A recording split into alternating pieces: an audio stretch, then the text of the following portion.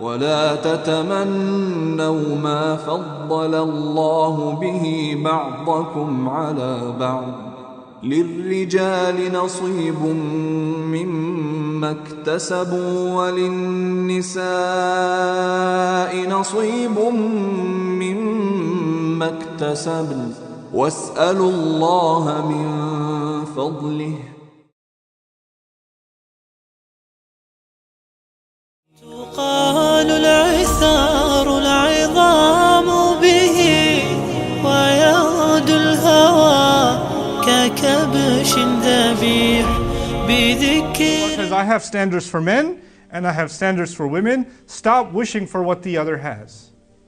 Quit wishing for what the other has. And then he says, وَاسْأَلُوا اللَّهَ مِنْ فَضْلِهِ. One of the most remarkable phrases in the Quran, within the same ayah. He says, and ask Allah for His favor. By the way, fadl here isn't just favor, it's preference. You see, in jealousy, a person feels that this one has fadl over me, or I have fadl over them. You know, this one has fadl over me, or a preference over me in terms of wealth, or in terms of appearance, or in terms of opportunity.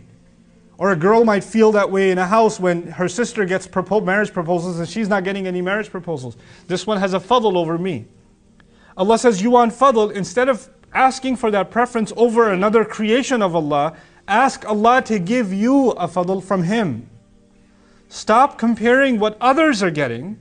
Focus on what more you can get from Allah Himself. Almost pretend nobody else exists. Don't worry about anybody else. If you can internalize that, you'll live a much happier life, by the way. When you're sitting in a class and you're the only one who's not understanding, you're lost, the teacher is like talking about something and you're like, I don't know even what planet I'm on, I lost him like 10 minutes ago, why am I even sitting here? And the guy next to you or the girl next to you is answering every single question, raising her hand, and you're like, I'm gonna run this kid over in the parking lot, I hate this guy. He makes me feel so dumb because he answers every single question. You know what's just happened? All of your focus is on someone who you think is smarter than you, or is a teacher's pet, or is a show-off, or is getting all the attention, and they're making you look bad, or embarrassing you, while you forgot why you're there. You're a student. When you're sitting in that classroom, nobody else exists. It's just you and the teacher. You came there to learn. And you should embarrass yourself and say, I lost you. You need to explain yourself again. You owe that to yourself. You can't be embarrassed to ask. You came to further yourself, not to prove your worth to anybody else. That's not why you come to learn. The same way at work, the same way in your family. You don't just silence yourself and wither yourself away because somebody else was given a preference. If something is wrong, you speak up. If you're entitled to something, you speak up. You say it. And you don't just keep burning on the inside and letting that fester and create a hate inside of you. One of the things we beg Allah when we come before Him on Judgment Day is وَلَا تَجْعَلْ فِي قُلُوبِنَا غِلًّا لِلَّذِينَ آمَنُوا.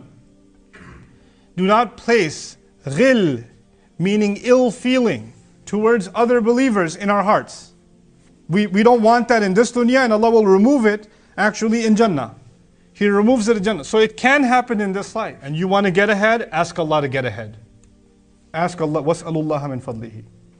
Otherwise, you'll just spend your life complaining about how other people have done you wrong, and how other people have denied you opportunity, how now everybody got and you didn't get, and you're just going to be miserable, and people around you are going to be miserable because of you. May Allah Azza wa Jal not allow our deeds to be destroyed, like the Prophet ﷺ promised that for the one who engages in envy and jealousy, what happens to them? Their good deeds are burnt away like fire burns away all dry wood.